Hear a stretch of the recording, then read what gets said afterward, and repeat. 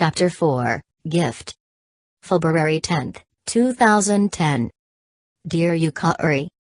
Regardless of the time that goes by, you remain as beautiful as the first day that I met you. Maybe that is an odd thing to say considering I met you during the dark hour on my first day here. And you did pull out an evoker with an intention to use it on me because you thought I might be a shadow.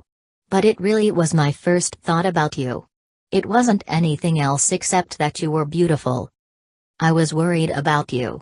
You seemed so nervous, and you really were concerned about me. I didn't understand any of the reasons until a few days later, of course. But then after the attack on the dorm and you were by my side when I woke up, I had already known that I was attracted to you. It was silly, for a lot of reasons. Considering how outrageous our situation was, how could anything ever develop out of that? That was what I kept thinking for a long time. And things got more complicated as I discovered more about my power. It was tied to my emotional ties to others. So it made me feel like any relationship I developed was selfish. And I didn't like the fact that there was so much of everything I couldn't explain. I mean, how could I properly say why I hung out with so many people?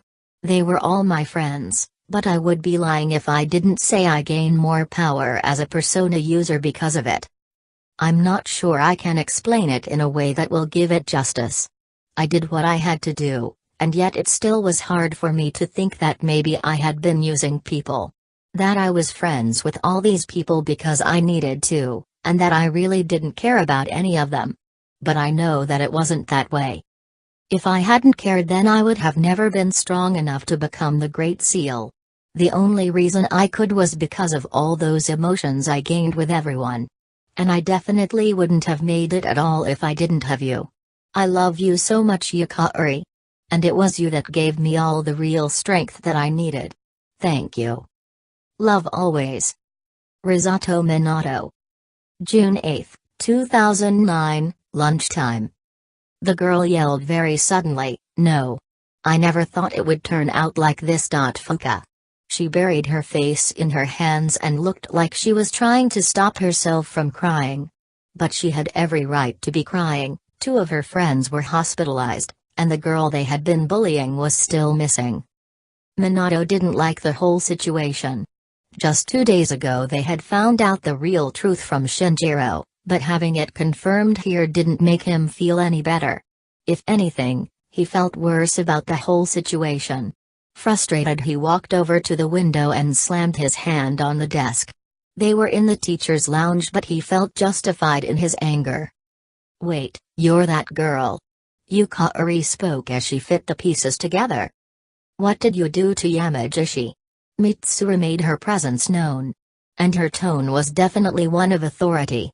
She held it like a weapon better than she probably realized. "Hold on, Mitsuru-san. This isn't an interrogation. Natsuki-san, you don't have to answer if you don't want to. You wouldn't want to give anyone the wrong idea." It was Ikoda. One of Minato's least favorite teachers. "Like hell, Ikoda-sensei. A student is missing."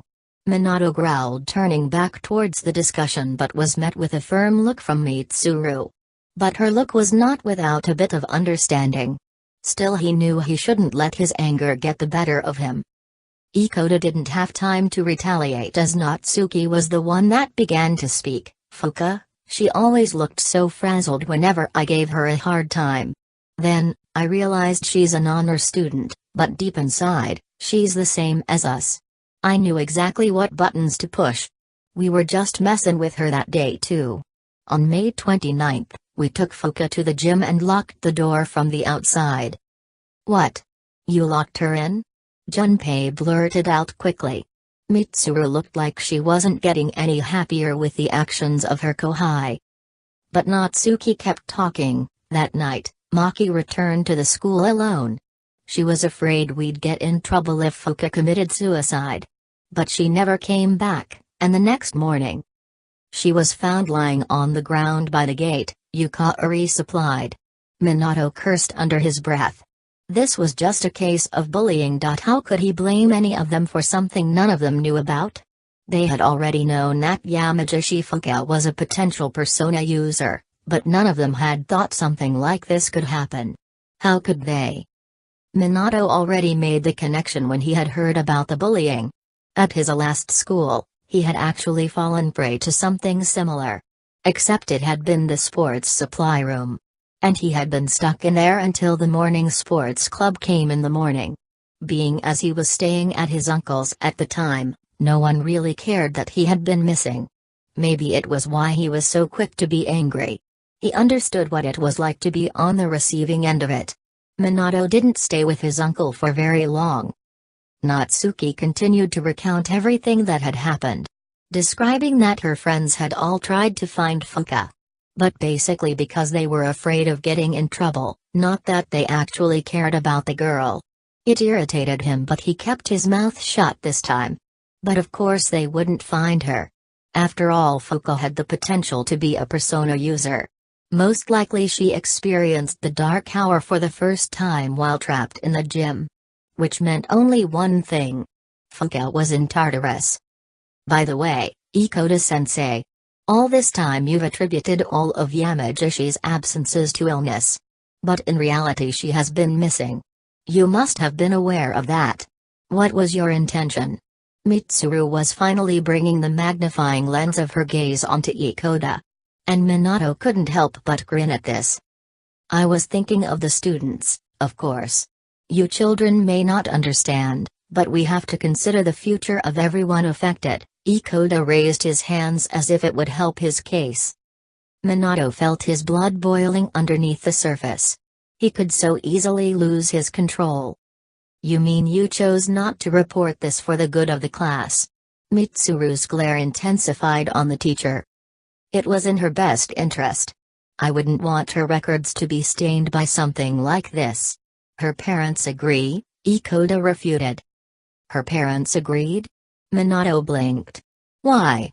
Why wouldn't they have every law enforcer turning over every rock and every dark spot on the whole bloody island to find her? Wasn't Fuka their daughter? Shouldn't her safety mean more than anything else? What kind of parent is more concerned about reputation than knowing if their daughter is even still alive?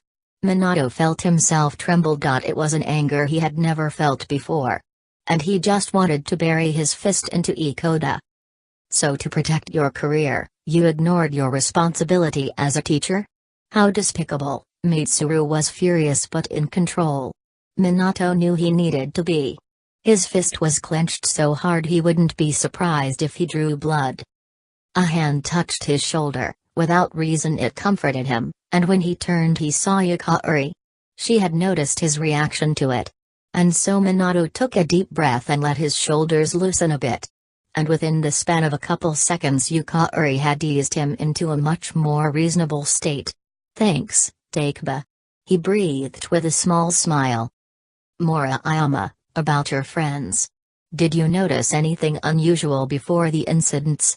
Anything at all could help, Mitsuru asked, diverting her attention back to Natsuki. They all heard a voice, a creepy voice. Right before each of them went missing. They said it was calling their name. Natsuki remembered it pretty well, which meant those details were definitely disturbing and unusual enough to remember. Mitsuru moved towards the rest of them so that Natsuki and Ikoda couldn't hear them. It's them, no doubt about it. Until now there was no way of knowing how or why some people are conscious during the dark hour. But it's the voice, it draws them in. It's not a random phenomenon. This whole thing has made me realize, they're clearly targeting humans. Shadows are the enemy of mankind.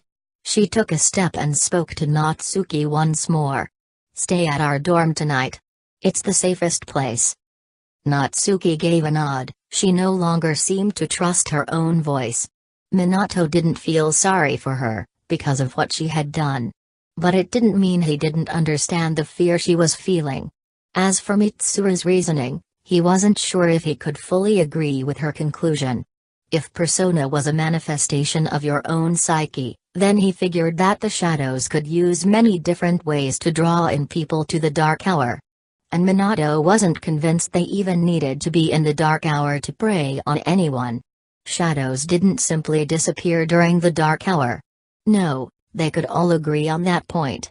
But Minato didn't know enough to come to any solid or concrete hypothesis. Minato ignored them all for a moment as he gathered his thoughts. Tonight was the night of the full moon. And if the pattern continued, then that meant there would be another appearance of a large shadow. And it would come from outside of Tartarus. So far he was the only one that could make that connection because of the boy known as Pharos. This would be the night of an ordeal. He had been warned about it.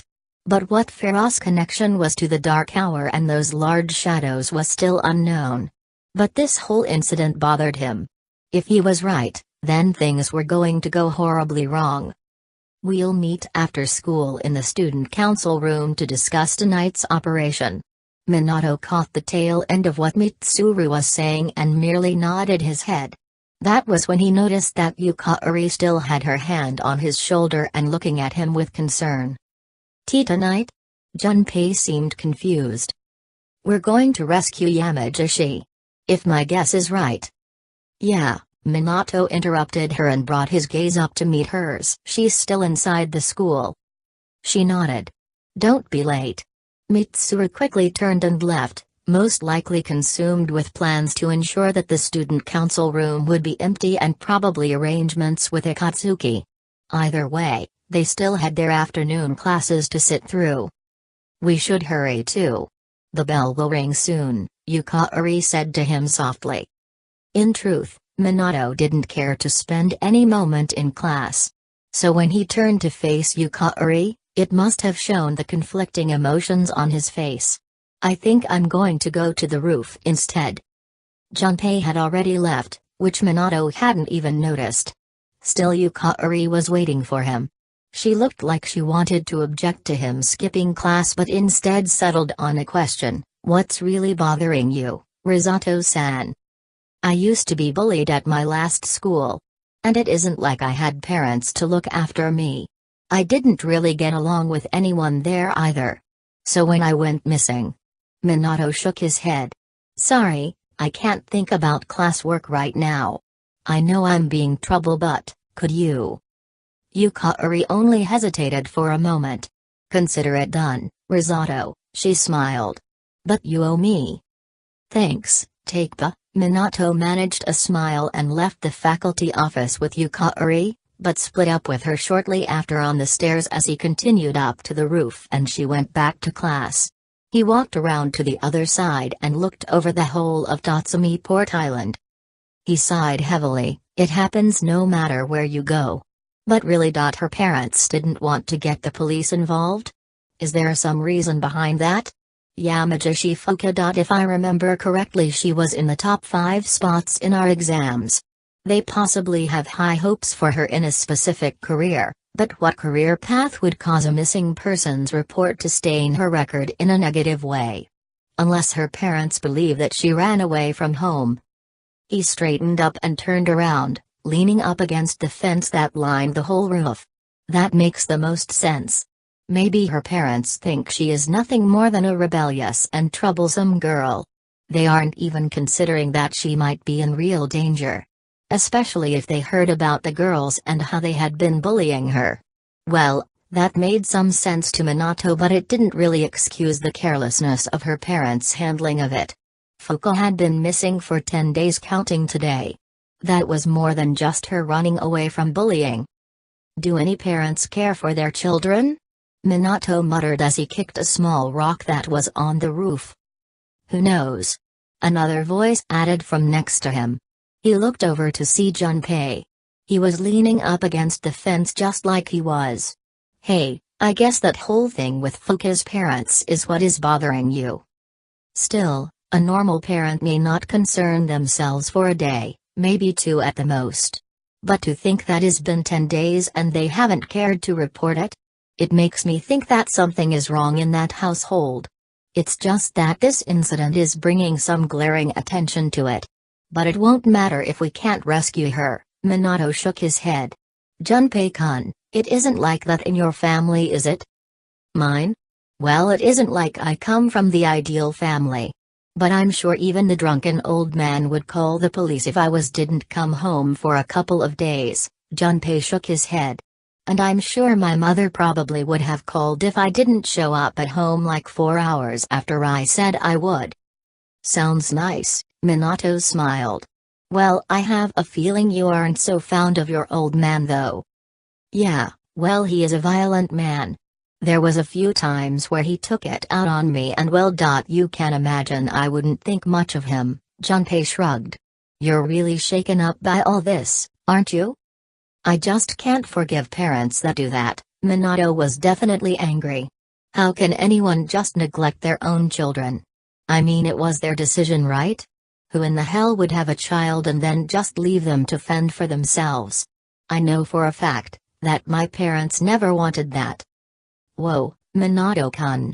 I didn't mean to spur up bad memories. Junpei rose his hands up trying to ease him. It isn't you, Junpei. It's all I've been able to think about. At the very least, I know I would be different. I would treasure my child and always be worried and responsible. I wouldn't just turn my back on a situation because of presumptions or refusal to see the truth. I'd fight tooth and nail until I had my kid back. Minato was nearly yelling as he looked off into the distance. March 7, 2011, morning.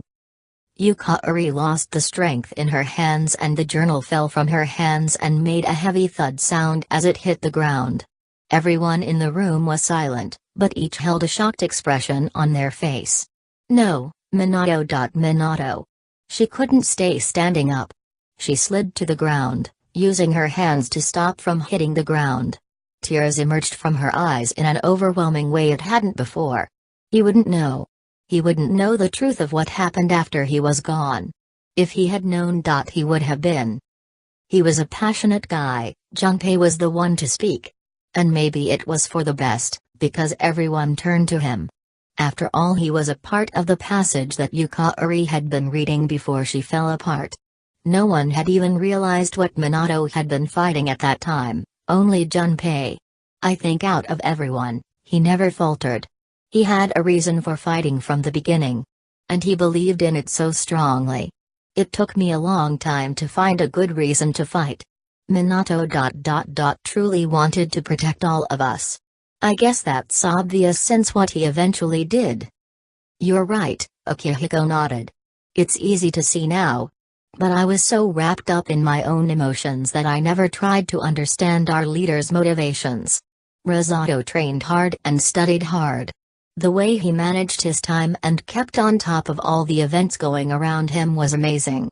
I should have realized that there had to be something driving him to have such determination. There must be more than that. More that really drove him to go that extra mile in everything he did. Ken was the one that spoke. There must be more that explains it. Ken's right, Yukari said, pushing the tears away. All of this showed just how little they really knew of Minato, about how much each of them had been so wrapped up in themselves and their own problems that they didn't see Minato's struggles. He kept so much to himself. Plus, in the last few entries he has been describing the nature of his power of the wild card. His ability to switch personae. What does it say? Maybe Aegis can compare it to how it was when she temporarily gained that power, Akihiko suggested. Yes, I am curious as well. I lost that ability when I merged with Metis back to my original self. I can only use Athena now, Aegis commented. And my short time with that power, I know I still couldn't have compared to Minato-kun's skill. He wrote that it was based on his emotional ties with others. Yukari picked up the journal back from the ground and held it to herself as she sat on the couch and clutched it against her chest. His relationships were what fueled his ability. He said that the closer he was with someone, the more power he could draw from that link. He eventually started to refer to it as social links. Social links? And that was how he gained more power? That's why he was always so busy. Junpei shook his head. Man, I gotta wonder how he managed to keep any of it straight in his head. Yeah, and it was more than that. Apparently his links were tied to the major arcana. Yukari sighed. 22 in total. That's crazy, so he had to develop and nurture that many relationships to continually develop his powers. Akihiko was looking out a large window that was in the lounge area of the Yakushima resort. Then he must have had a link with all of us. We were all linked as a group. He wrote it all down. The full arcana was everyone a part of C's.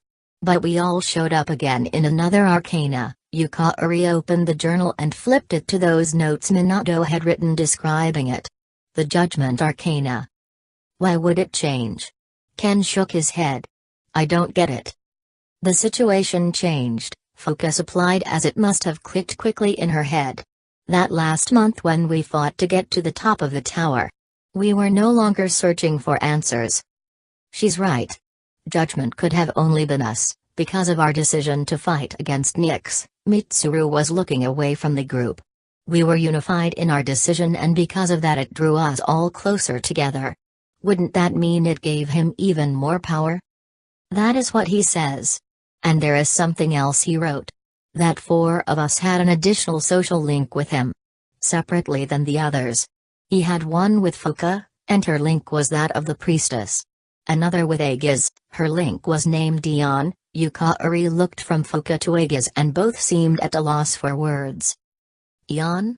What is that? Junpei asked.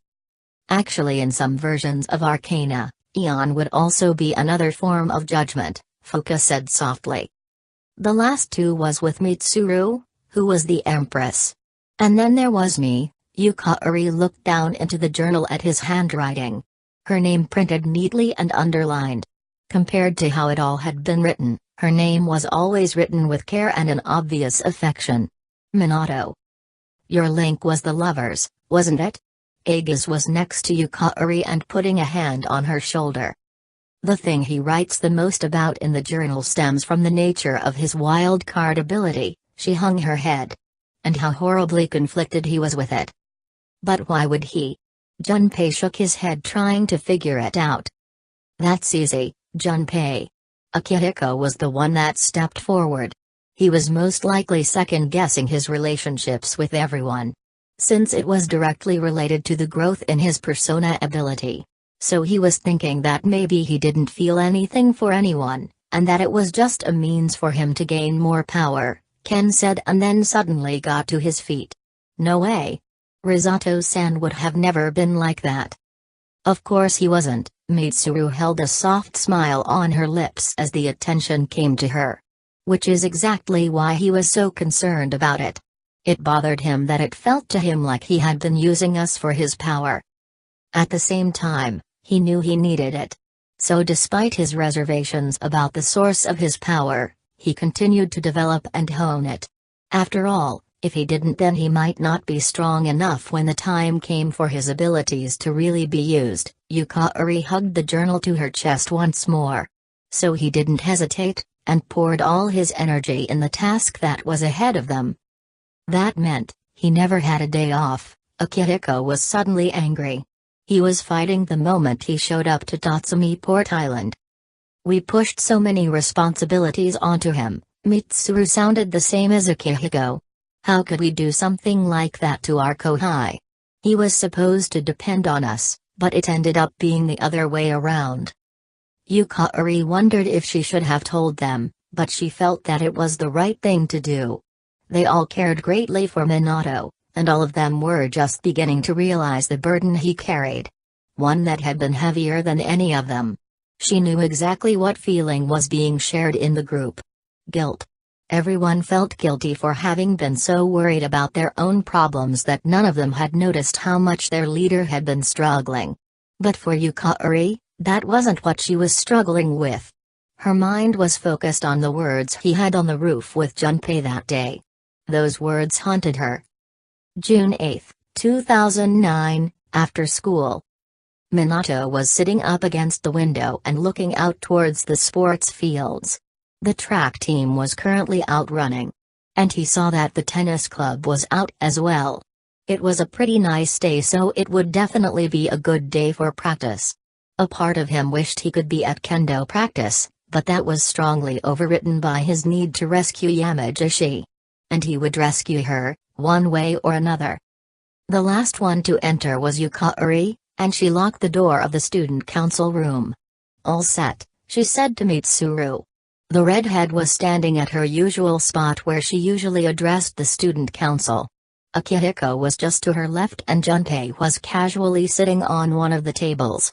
Minato would be the odd one out as he was way in the back looking out the window. "Tonight, we will infiltrate the campus. Our goal is to rescue Yamagishi Fuka." Mitsuru was more than loud enough for Minato to hear. The student council room wasn't very big to begin with. But he didn't bother looking in their direction. I don't get it. Is Fuka inside the school somewhere?" Junpei asked. "And why at night? At midnight this place turns into—" "Exactly," Mitsuru finished, and it quickly dawned on Junpei and Yukari what that meant. That's how Yamagishi wandered into Tartarus.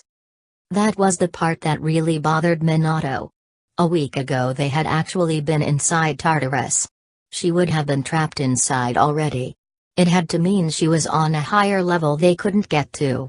After all, they had reached the barricade already. They couldn't get any higher than what they had already achieved. That meant direct entry from the inside of the school might propel you higher than was normally possible. Then, ever since she was locked in the gym, she's been stuck there? Yukari asked, and Mitsuru merely nodded in response. Minato looked to see both Yukari and Junpei come to a different decision. They automatically were thinking that Fuka was already dead. That was 10 days ago. That means... He fell silent. Yeah, Minato could understand that way of thinking. But Fuka was trapped in the dark tower. Specifically Tartarus. She may have been in the school when it started, but there was no way to really know what happened after she was in Tartarus. Not necessarily. We can't jump to conclusions. Tartarus only appears during the dark hour. So what about the rest of the day? Akihiko posed this question.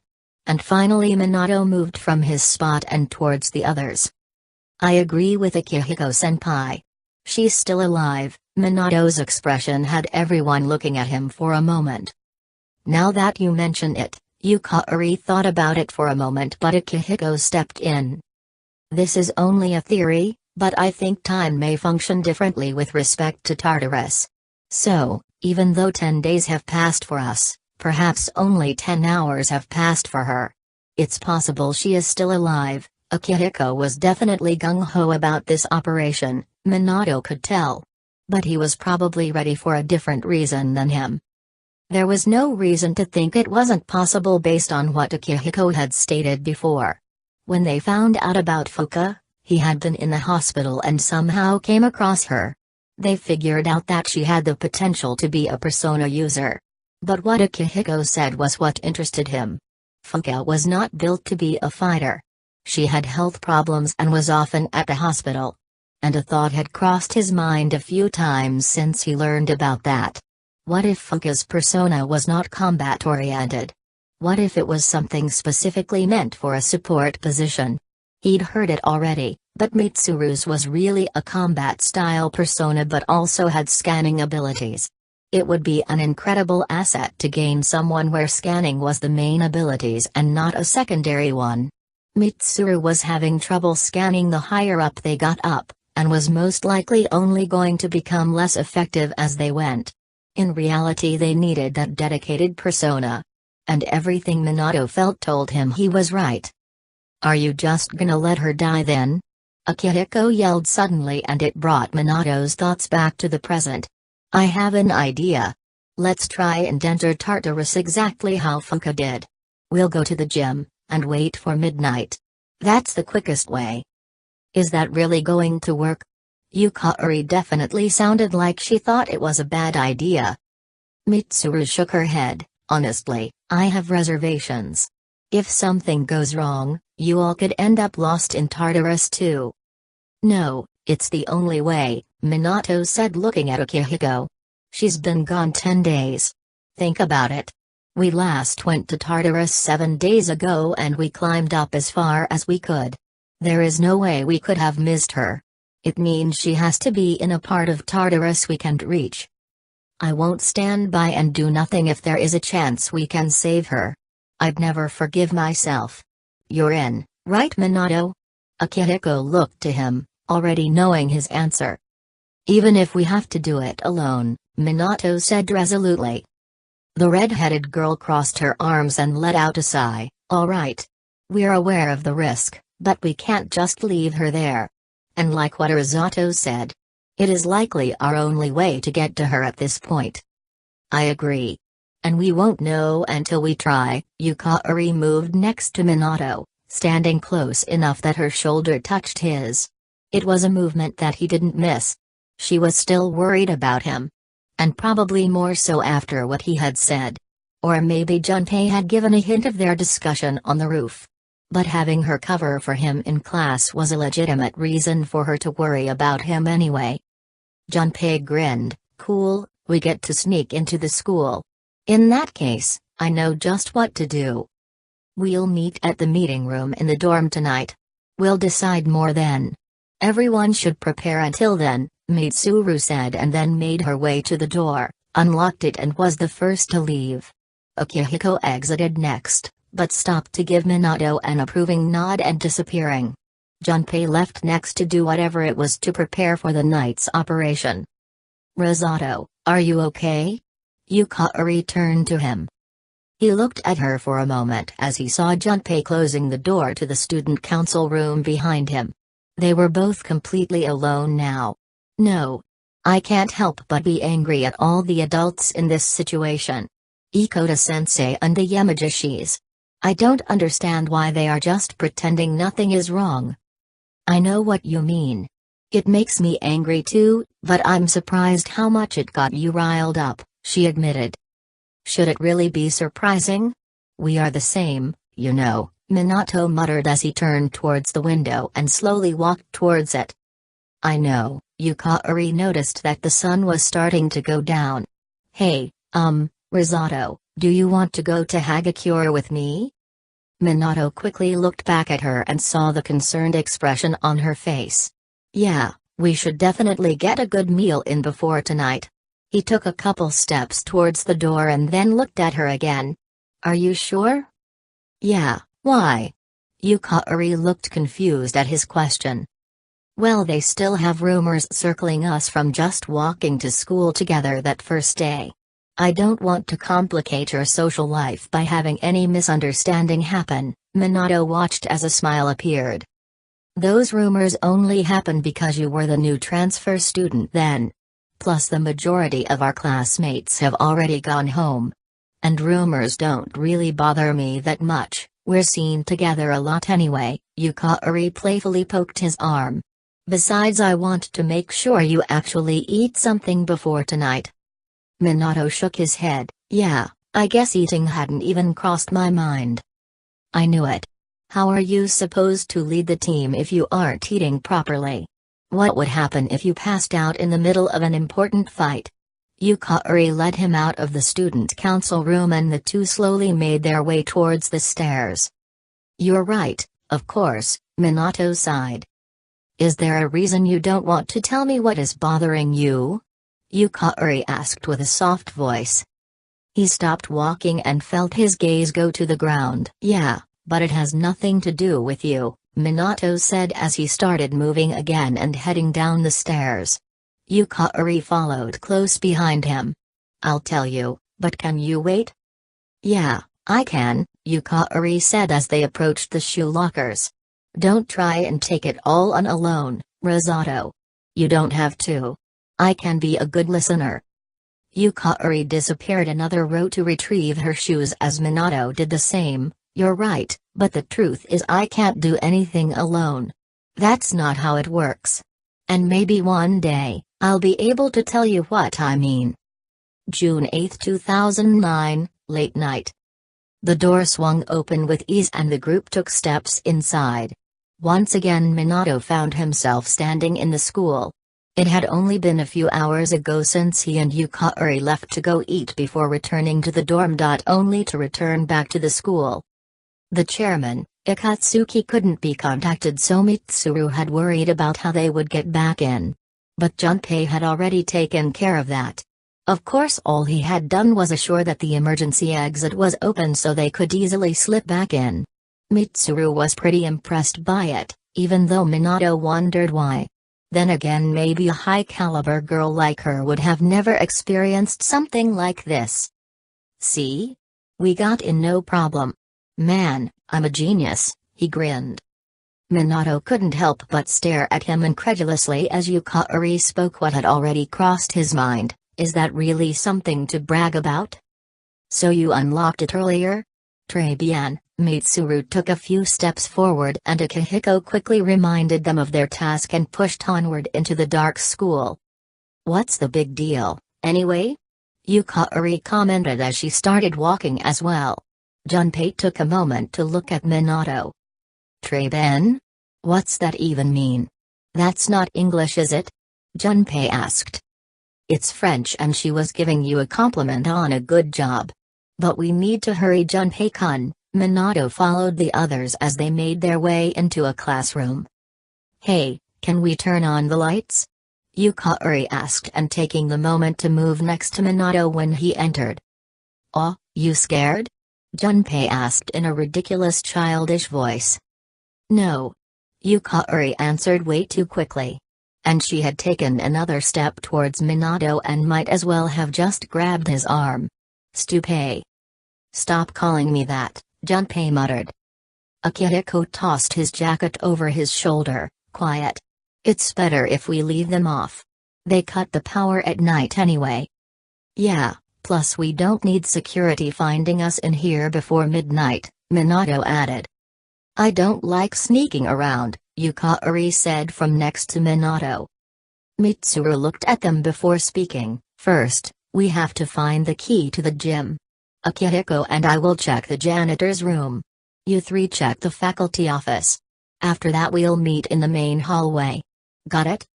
The faculty office, huh? Hey, maybe we'll find some test questions, Junpei said, and grinning. Minato simply shook his head. Maybe I should go to the faculty office too. It sounds interesting. Akihiko apparently had joined the Junpei team for a moment. And Minato had to fight the urge to smack his head at the two of them. Yeah, nothing was really happening right now, but it was kind of more important than the next test. Naturally, Mitsuru was quick to put out this small fire. Are you planning to do something unscrupulous under my supervision? If so, then expect to be severely punished. It was a joke. I'd never do something like that, Junpei quickly responded. Minato was pretty sure he heard Yukari mutter "yeah" right under her breath. Which made him give a slight chuckle. And he noticed that Akihiko hadn't missed a beat behind him. Come on, Mitsuru.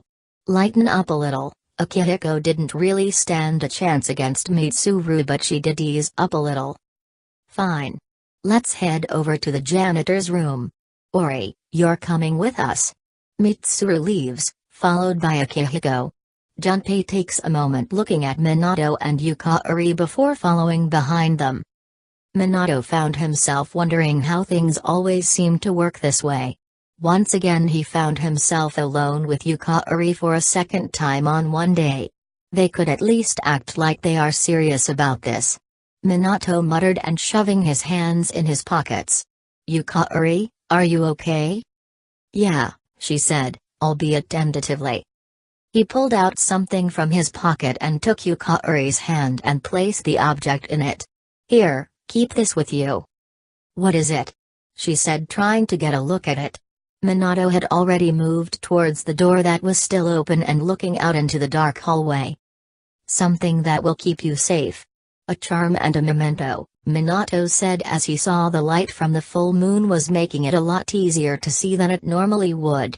A full moon, he was more worried about tonight than he cared to admit. And mostly because he had a bad feeling. Something was going to go wrong today. Momento? Yukari found that it was on a chain and put it around her neck. Yeah, from my mother, Minato said it quickly. It was the only thing he had of his parents. Or rather all that he was allowed to have from what his parents owned. Everything else had been seized by relatives. Although they had wanted nothing to do with Minato himself. Soon enough he had been placed in foster care. He shook those thoughts off and focused back on the moment. Just hold on to it for me tonight. She looked at it for a moment before she tucked it under her shirt so it wouldn't get in her way, and said nothing in response to him. All right, let's get this over with.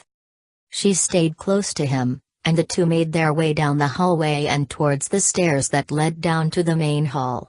The only light to speak of was the moonlight from the full moon. But there weren't any windows around the stairs, so it got dark real fast. Moving down the stairs was difficult and he went slowly, and the two of them did their best not to make any noise. They finally reached the main hallway. And loud footsteps could be heard. "Do you hear that?" Yukari whispered. "Quick, over here." Minato lightly grabbed her arm as they both moved behind the pillar. He put his back against the pillar and Yukari stood close to him with her arms on both sides of him on the pillar. Minato had his head to one side trying to see who the source was. The footsteps got louder as someone came through the front door of the school. A flashlight made a sweep of the surroundings. As the light came past them, Yukari pushed herself closer against Minato and grabbed the front of his shirt. Minato could tell that he focused on the pillar longer than anywhere else. An agonizing moment passed and then the flashlight moved away and the footsteps were walking away. After that the front door to the school was closed and immediately locked. Yukari didn't immediately move from him. Eventually, Yukari eased and stepped away from Minato but did so cautiously and peered around the pillar. After a moment she sighed, "It's just a security guard." "We should hurry either way," Minato said as he moved from his spot. He was trying to act under control, but feeling Yukari so close had definitely had an effect on him. His heart was still racing and could still smell the perfume she was wearing. A loud ring came from Yukari's phone that made her jump. "Ah! My cell phone? Why now?" Minato frowned. What would be the point in even bringing your cell phone anyway? They all had a more reliable way of communicating. And it wasn't like cell phones functioned during the dark hour. Then again, he still didn't know Yukari that well. Perhaps she just was accustomed to always having it with her. Maybe Minato was the odd one in this regard. He always had his phone off unless he was outside school or not going on a seas rescue mission or Tartarus run. "Figures, it's spam.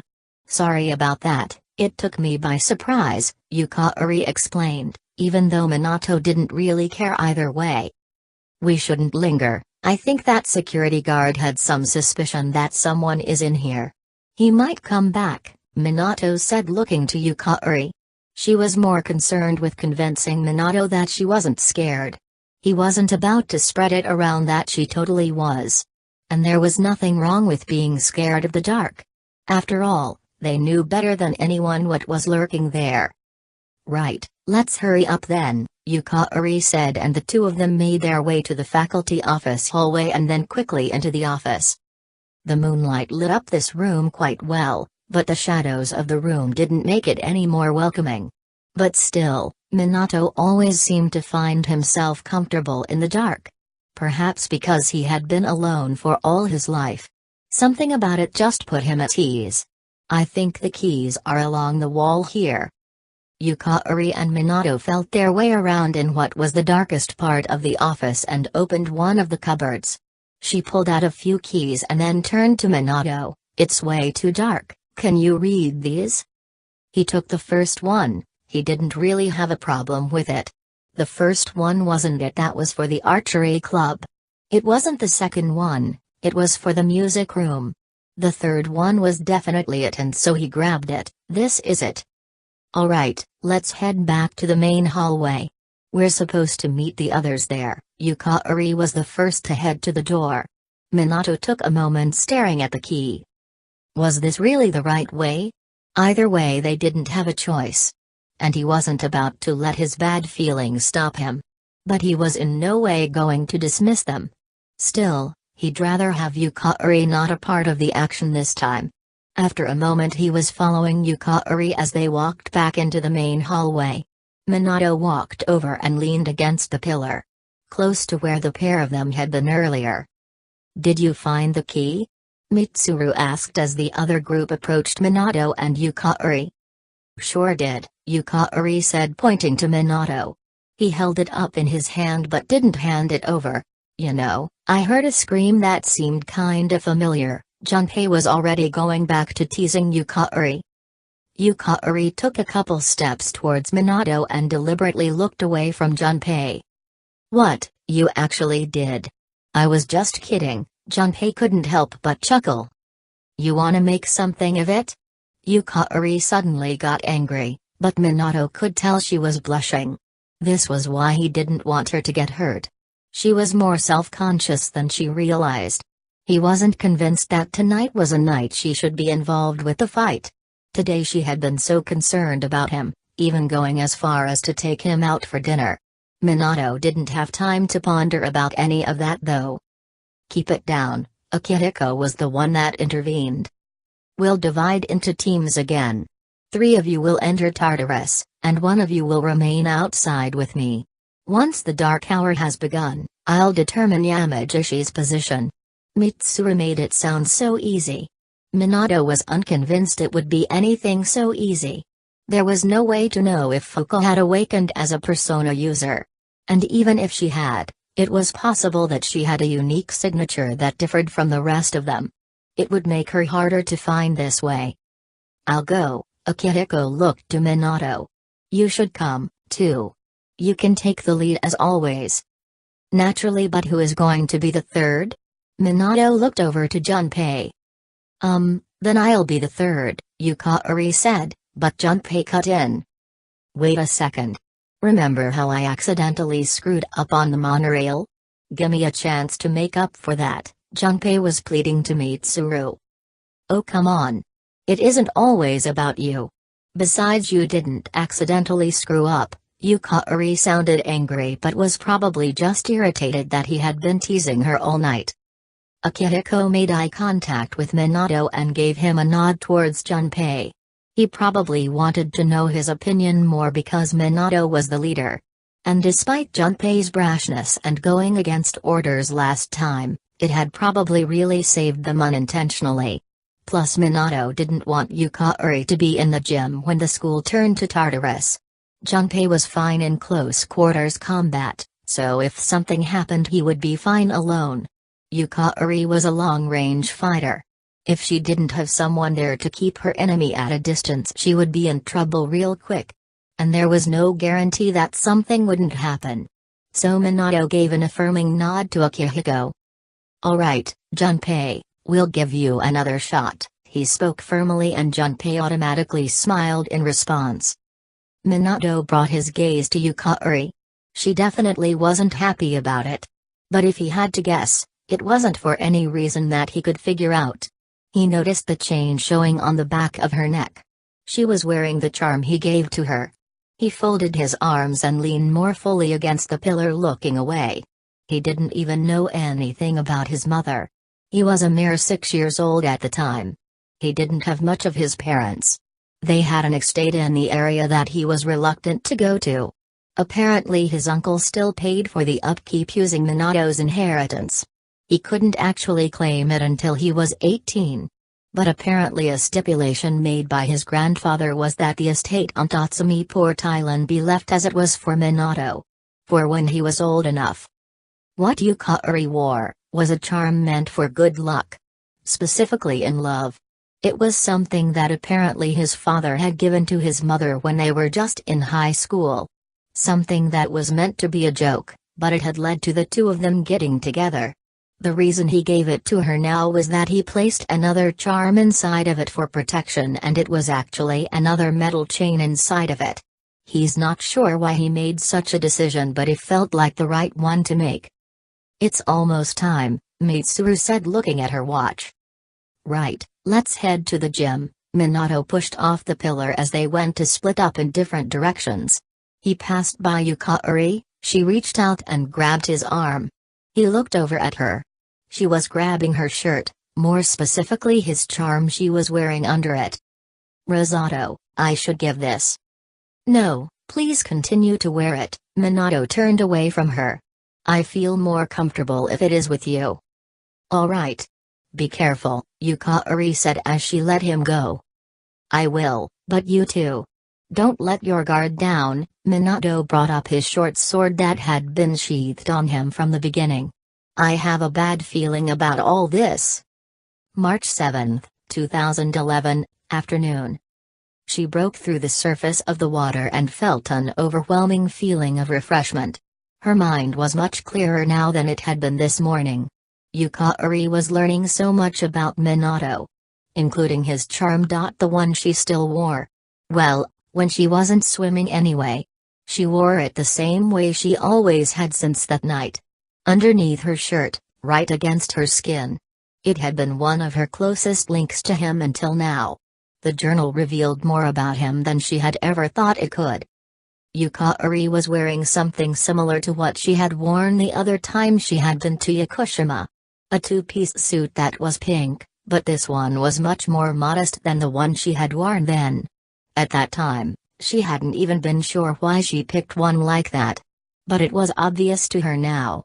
Although she had never wanted to admit it back then, she had been attracted to Minato from the beginning. She had spent a lot of time actually resisting that attraction. Things didn't work out that way, of course.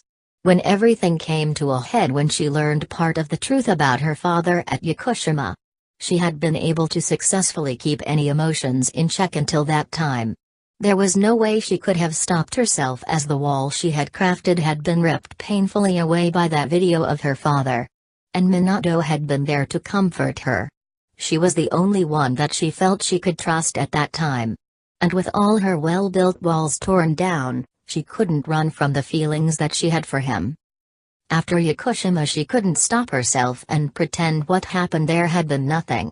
So she did something unthinkable. She called him up to the roof.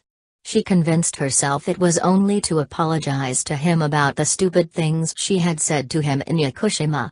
Minato had been so right about her. She still remembered his words to her. You act on your emotions. It makes you powerful, but it also has a tendency to blind you. Yukari had been mad at him at first, but she realized just how right he had been. Every time her anger rose to a certain point it had been Minato there to calm her down. Even if sometimes he did the opposite to get to her. He had been watching over her since the beginning. And the journal only reaffirmed that fact. Yukari swam back to shore as the sun shined brightly onto the beach. Everyone else was there as well. Not many people came in March. But still it was strangely warm for this time of the year. It was usually a couple months later when it would really be warm enough for this. But an odd shift in weather brought on a front of hot weather. It had all worked out somehow. Hey, Yuka-tan. How's the water? Junpei asked from under the large umbrella where he was spread out and playing some portable gaming device. It's good, but are you actually planning to go in? She asked and walked over to the table and picked up her towel and wrapped it around herself after drying her hair a little bit. Well, maybe not. I think this is good and relaxing as I am. Junpei certainly did look comfortable.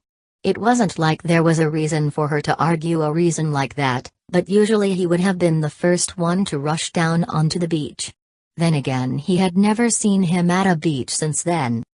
Perhaps Junpei associated the speech with his own time with Minato. After all, the two of them also bonded at Yakushima if she remembered correctly.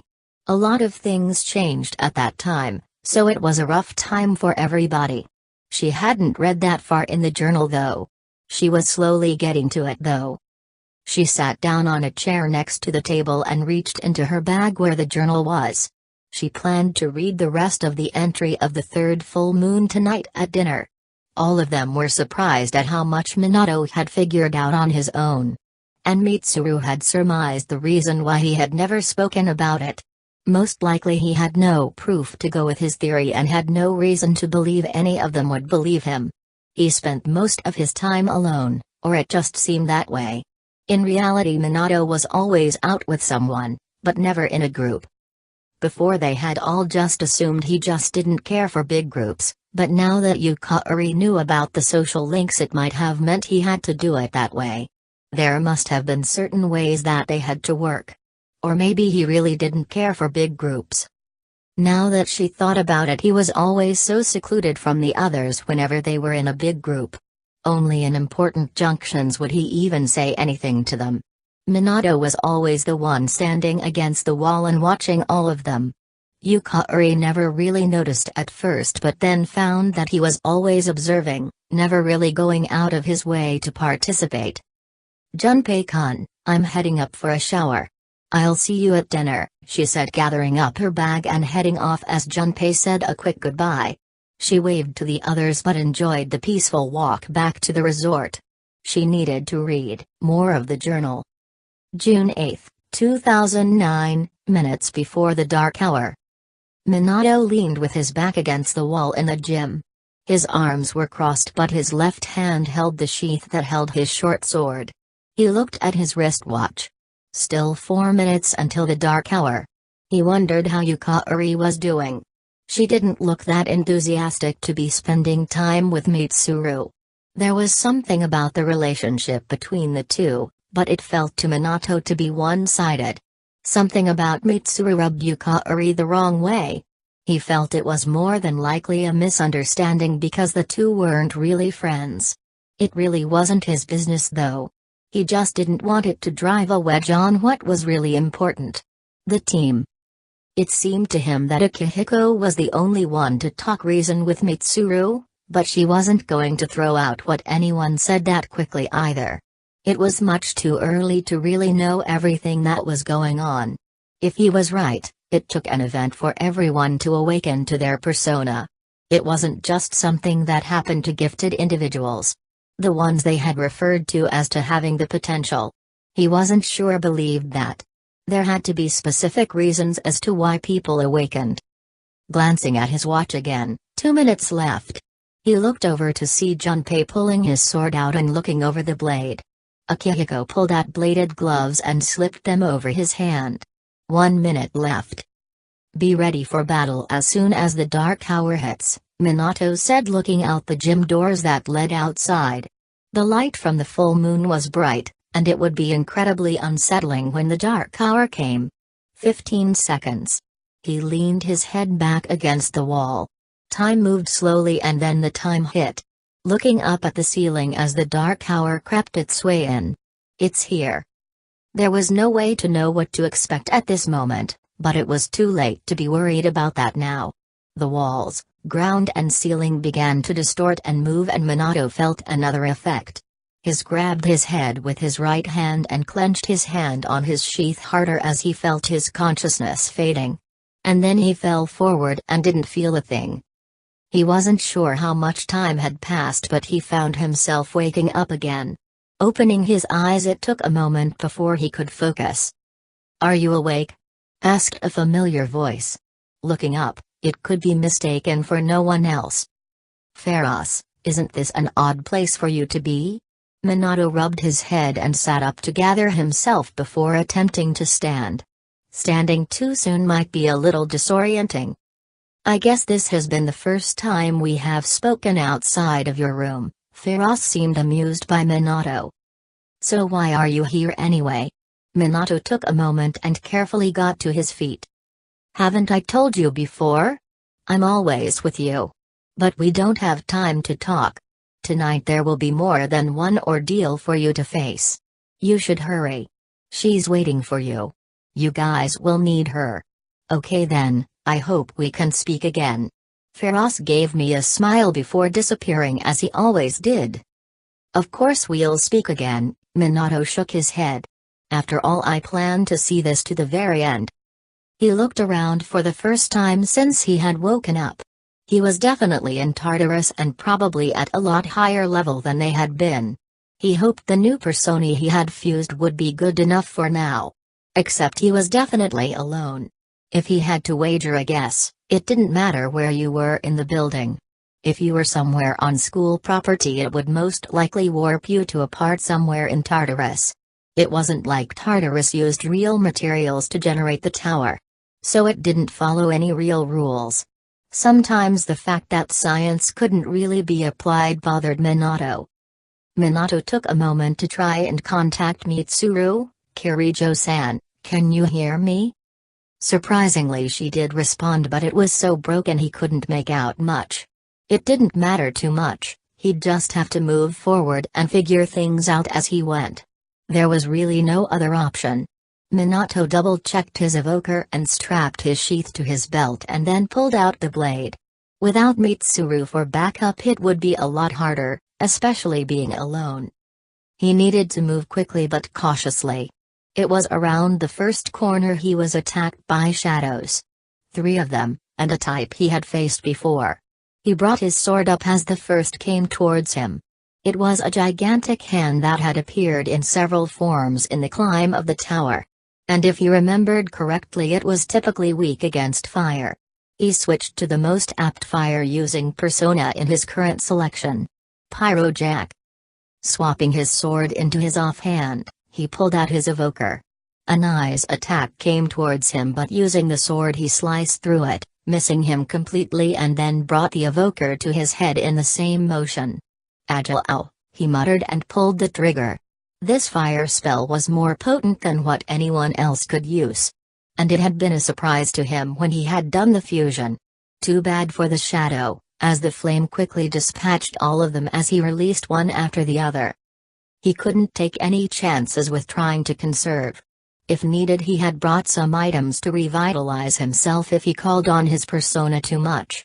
There was no telling on how long it would be before he could regroup with the others. But turning the next corner, he found the stairs leading up. There was no other path to go. This floor was the smallest he had ever been on. It seemed odd. There was never time to think about anything. Reaching the next level, his communicator buzzed. Akihiko and Dut aren't this floor. It was Mitsuru. She was trying to get him intel.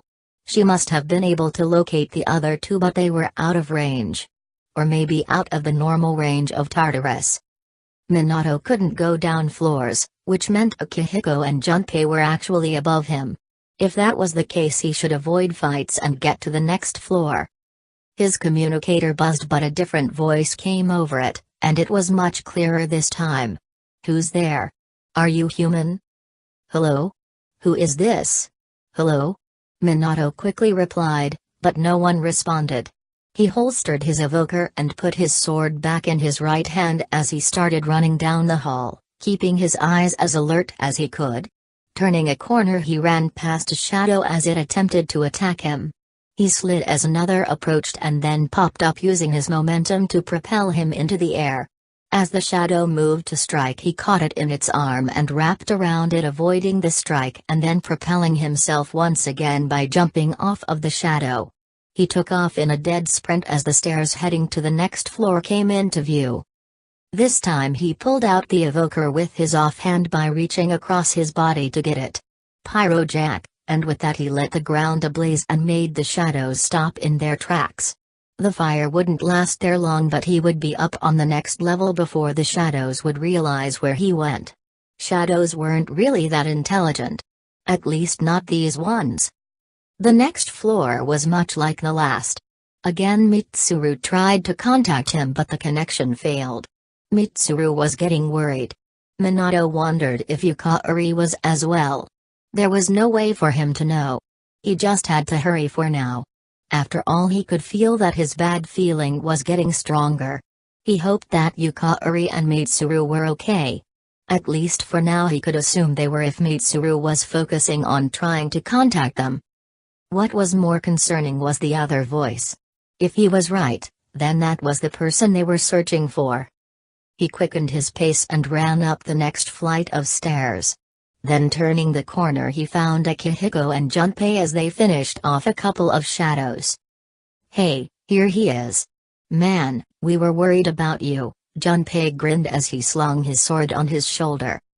"I'm hardly worth worrying about," Minato muttered. "Either way, it's better that we've regrouped. I don't think we should enter Tartarus this way again," Akihiko gave a sigh. "That's putting it pretty lightly." Minato sheathed his sword and evoker. "Say, did you guys hear a voice while you were in here? Kinda like." "Who is this? Are you human?" The voice interrupted Junpei as if on cue. "That's it. That's the voice. It sounded like it came from behind us. Junpei turned along with Akihiko. Minato already knew without having to confirm it. But the girl in question that they had come in to save popped up from around the corner. "Are you Yamagishi Fuka?" Akihiko asked. Upon realization that they were in fact human, she came running out and directly towards them. Minato took a moment to look down the hallway that Fuka had come from. It seemed that the layout for this floor was also rather small in comparison to the usual levels. Was this a result of how they had all entered Tartarus? If that was true, then they might actually be in a different part of the tower that couldn't be accessed except by entering in the fashion they had. "Oh yeah, are you hurt? Have you run into any monsters?" Junpei's question brought Minato back to the current problem. "So, there are strange creatures in here. I've managed to avoid them so far," Fuka replied somewhat timidly. No, it was more than that. She was tired, incredibly exhausted. No doubt from the fact she had been in here for 10 hours. But still Minato couldn't help but grin. He had been right. Her ability was in scanning. Was this what Feroz was referring to? That Fuka had been the one waiting and that she was the one that they would need? She has the same power as Mitsuru. Maybe even stronger, since Mitsuru's persona is more battle-oriented, Akihiko thought out loud. To Minato there was no maybe about it. Fuka's strength was specifically in scanning. It was also why she was able to talk to them without ever meeting them. She was able to use her power to communicate with them just as Mitsuru could, but she had most likely been tracking all of their movements and after observing all of them for a while decided that they had to be human and approached them. Akihiko stepped forward and pulled out a spare evoker and handed it to Fuka. "Hold on to this." She took it but then took in a deep breath after looking at it. "This is. Think of it as a lucky charm. It's not really a gun." Akiko gave her a comforting look but he was only adding more questions for Fuka. Still there was no time to properly explain things to her. Minato didn't like that but he was more concerned on getting back to the others. "Let's get out of here." It had been too long since he had last heard from Mitsuru and Yukari. Well, he hadn't heard from Yukari at all since the whole event had started. And it really bothered him that he didn't know. As they continued on they walked by something that was incredibly rare in Tartarus. A long set of windows that showed the full moon in all its glory of the dark hour. His expression dropped as he felt a sense of panic coming over him. They needed to get back soon. "Whoa, check out the moon. I've never seen it so bright," Junpei commented. "You have a short memory then," Minato muttered under his breath as he took a few more steps while the others seemed to have stopped. "Some research indicates that the shadows are affected by the phases of the moon. Then again the same thing could be said about humans," Akihiko's comment made Minato stop.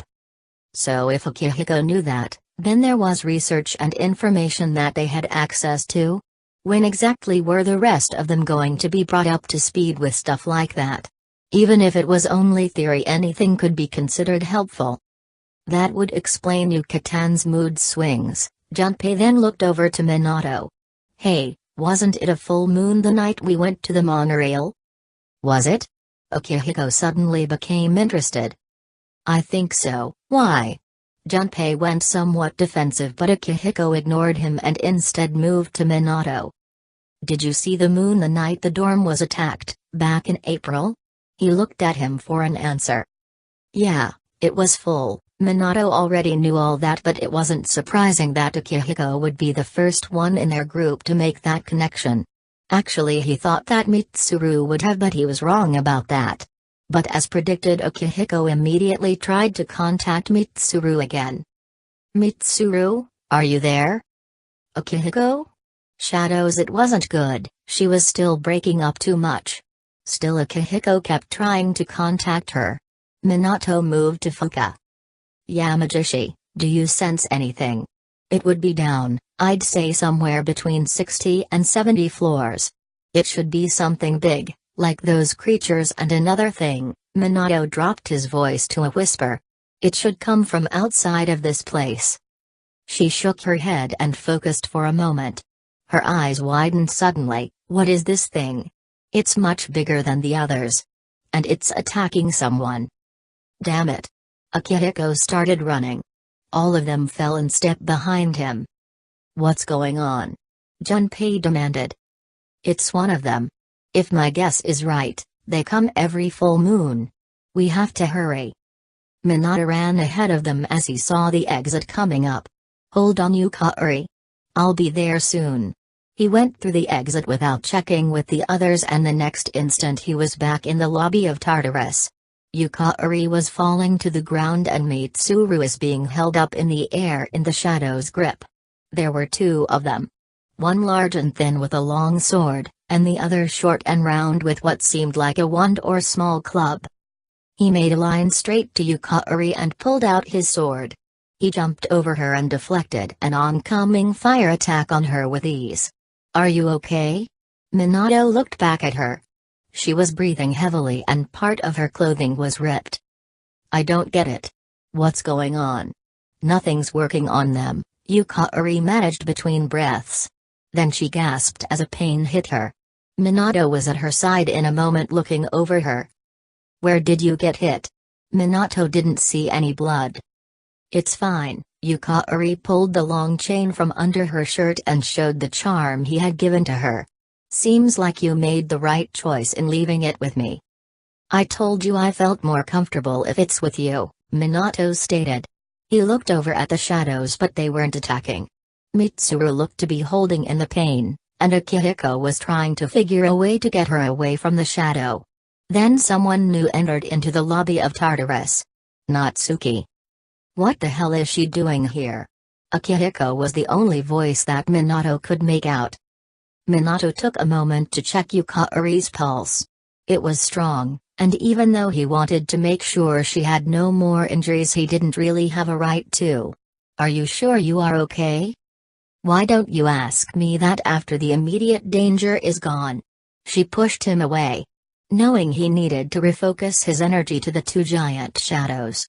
And the fact that they had the person they had tried to protect by keeping in the dorm wandering into Tartarus. Well, it wasn't like there had been anyone at the dorm to ensure she stayed there. Murayama-san? Fuka ran right over to the other girl. Minato was ready to move. Please get out of here. It's dangerous.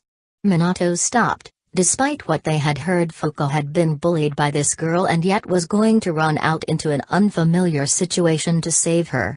Minato definitely liked Fuka already. I wanted to tell you. I'm sorry, Natsuki cried. One of the shadows started to move towards Fuka. Minato took a few steps forward but saw Fuka pull out the evoker that Akihiko just given her. Wait. That isn't a weapon. Akihiko warned. I know, said Fuka. But it was different than a way people normally spoke. Instead, it was more like she had spoken directly to their minds. Slowly she raised the evoker to her head. And as the shadow brought the sword down to strike her, she fired. In an instant her persona appeared, but it wasn't like a normal persona, and instead it covered both Fuka and Natsuki.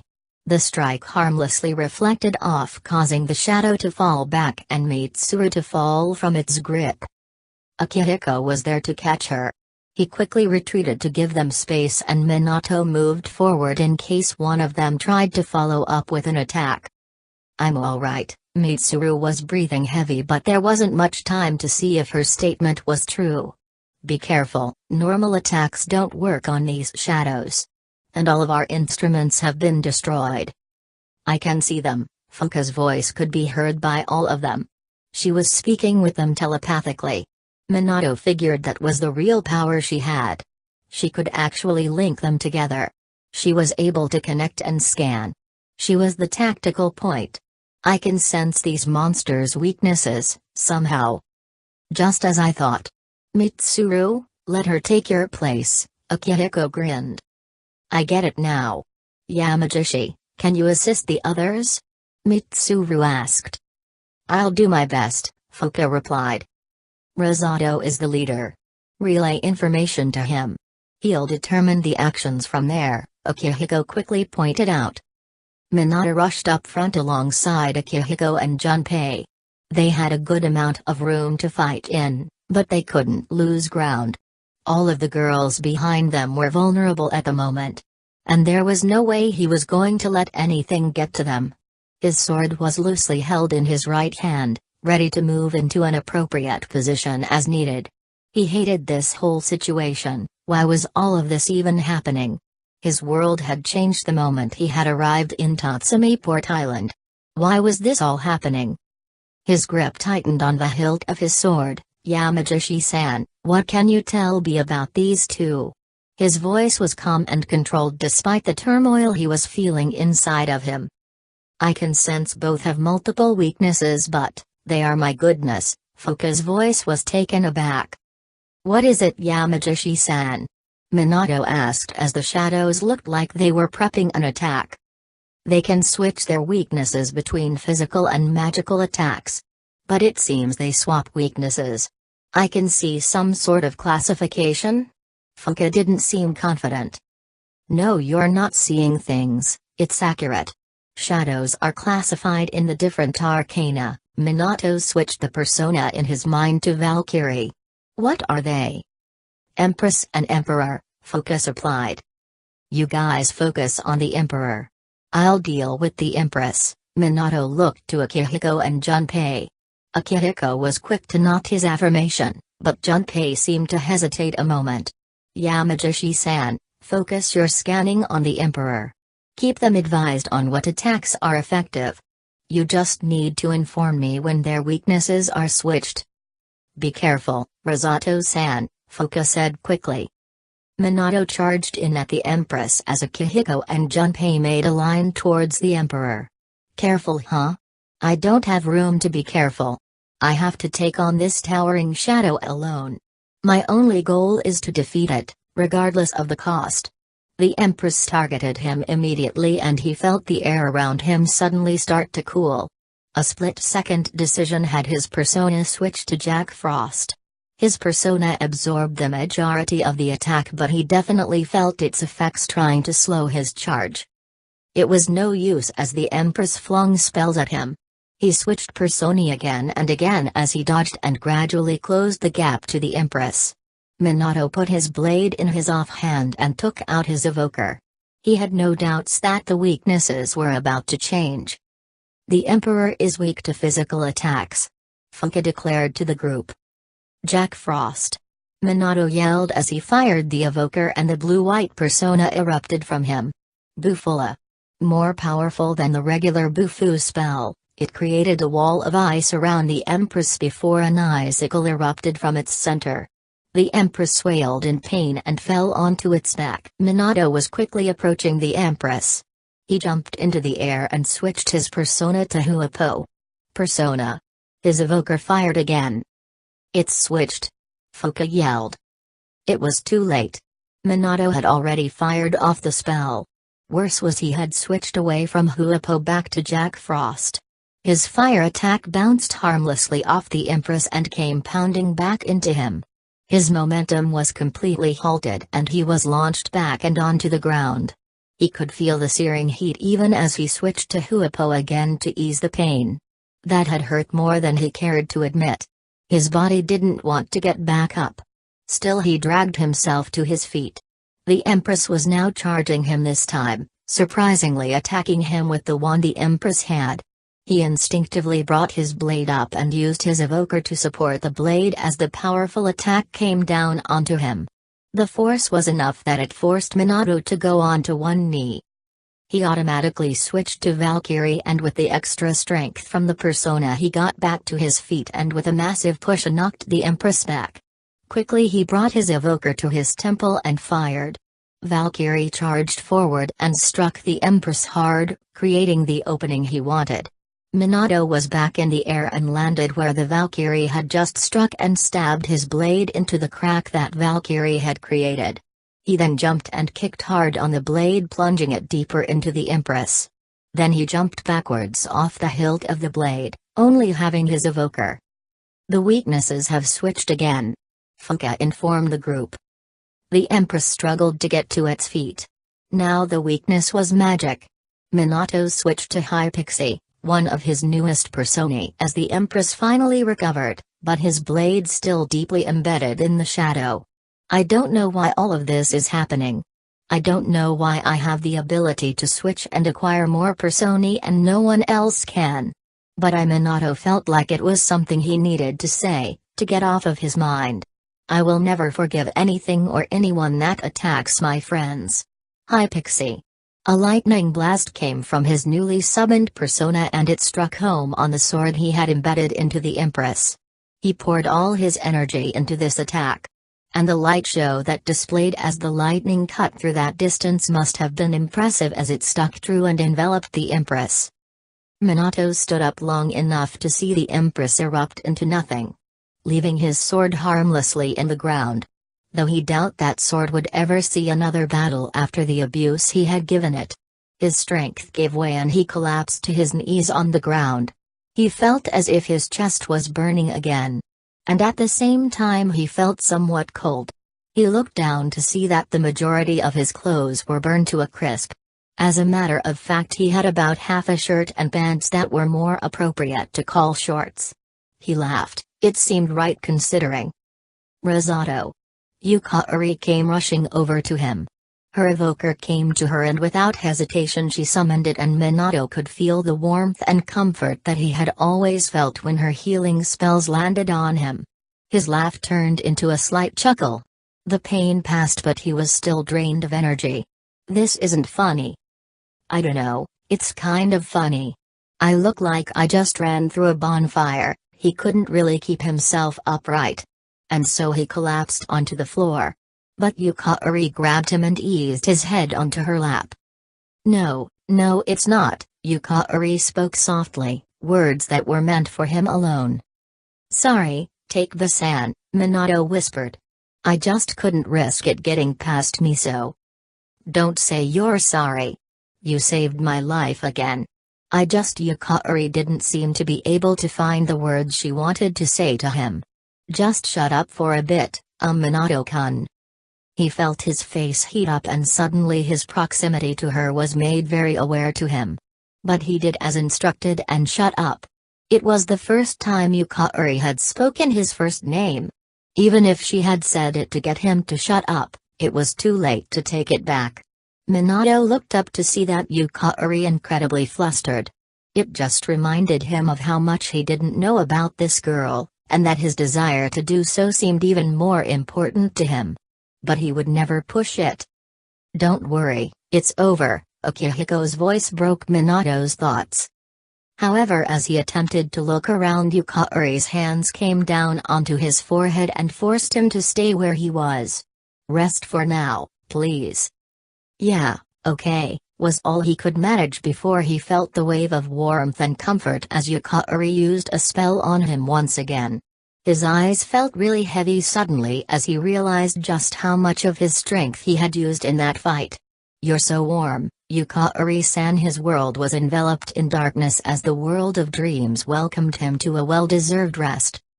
March 7, 2011, late evening. The cool night's air brought a form of comfort to Yukari. She clutched the journal against her chest as she sat out on the balcony of her room that looked out to the beach. She remembered that night. The full moon and yet another battle against a shadow. Shadows that her father had purposely let out into the world. In order to protect the world. It was on that very night of the third full moon that Minato had first called her by her first name. She remembered how hard her heart had beat when he had rushed directly to her side. He had saved her once again. But he always did. He saved her again and again. And what had she done for him? In the end, he had given up not only his life, but his soul to protect her and the rest of the world. She had wasted so much time that could have been made to be with him. How could she ever hope to forgive herself? Tears threatened to consume her once more, but no amount of willpower could stop them from coming. The words he had so lovingly wrote onto this journal were filled with everything that he was. She felt as though he was there with her as she read. So as much as the journal brought memories of sorrow, it brought a sense of calm and happiness that she had all but forgotten about. Even after you're gone, you still come swooping in to save me, don't you? Yukari looked up to the moon. Is it lonely there? Do you dream? Why did you have to give up so much? Was there really no other way? She felt herself start to shake.